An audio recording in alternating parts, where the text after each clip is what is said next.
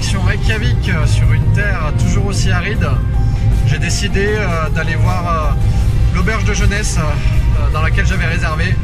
Donc de prendre mon lit, de manger un petit peu, si j'ai le temps de voir un petit peu Reykjavik. Et puis ensuite retourner à Blue Lagoon, sachant que Blue Lagoon c'est à une 50aine de kilomètres de Reykjavik. Donc je dois y être à Blue Lagoon à 20 h. Alors pour information, j'ai réservé les bains chauds, ça m'a coûté 50 €. Alors le créneau de 20 h c'était le moins cher, hein. Normalement c'est plus cher, c'est 86 €. Donc c'est pas donné, mais bon en même temps je me dis que c'est pas tous les jours que j'aurai l'occasion de vivre une expérience comme ça. Et suite à cette expérience à Blue Lagoon, ben, j'ai prévu de partir à la chasse aux aurores boréales, puisqu'apparemment les aurores boréales ont surtout lieu entre 22 h et 2 h du matin. Donc là je serai en plein milieu des terres, en dehors de la capitale. Donc en espérant que le temps se découvre, j'espère pouvoir voir des aurores boréales ce soir. Sinon ben, je retournerai à Reykjavik. Apparemment la vie nocturne est assez riche le week-end. Je suis curieux de voir ça aussi. On se rapproche tout doucement des côtes et notamment des fjords enneigés. Oh non, pas encore là, ça suffit, oh! On arrive tout doucement à Reykjavik.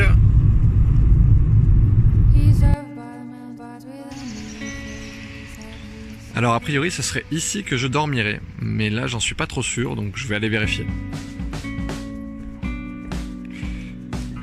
Et oui, c'est bien ça. C'est bon, j'ai ma carte qui donne accès à un lit dans un dortoir. Donc a priori c'est au premier étage. Il ne semble pas y avoir grand monde.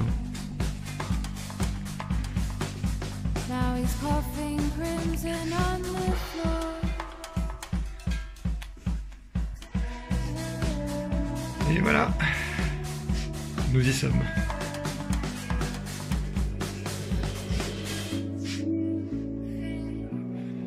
Donc c'est un dortoir avec 4 lits. Et a priori je ne suis pas seul puisqu'il y a des affaires. Bon, après, c'est le jeu. Bon, mais c'est pas tout ça, mais je vais repartir de suite. Je vais aller visiter un petit peu Reykjavik. Et puis après je repars pour Blue Lagoon. Allez, c'est parti. Direction le centre-ville de Reykjavik. On se rapproche du centre-ville.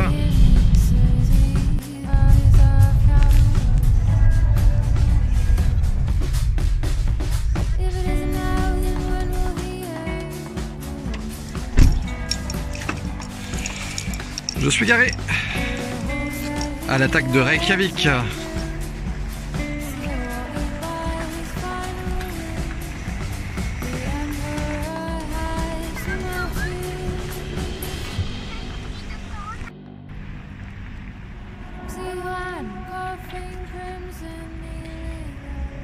Petite promenade en bord de mer.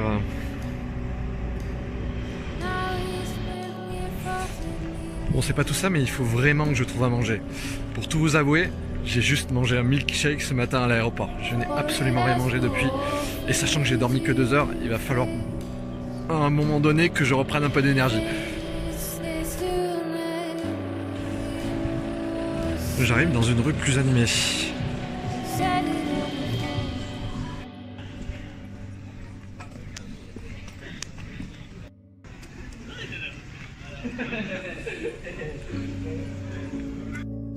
Bon, j'ai acheté de quoi manger, mais c'est un peu n'importe quoi.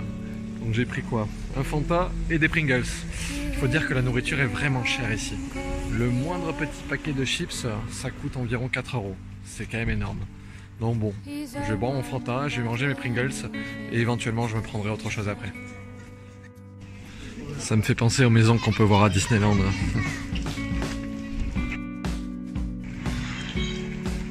La cathédrale de Reykjavik.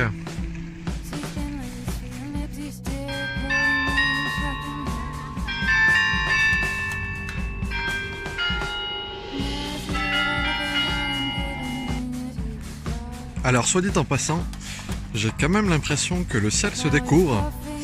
Peut-être que ça sent bon pour les aurores boréales. On va voir.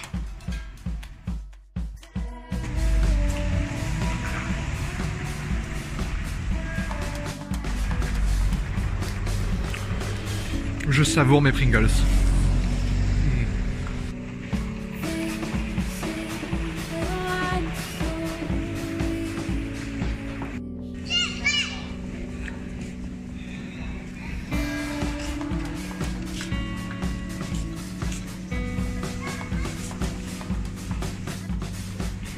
Il y a vraiment beaucoup de magasins de souvenirs. Hein.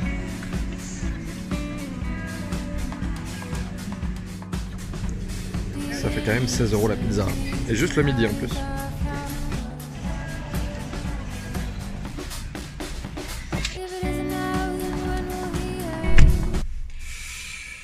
Voilà, ma petite virée à Reykjavik est terminée.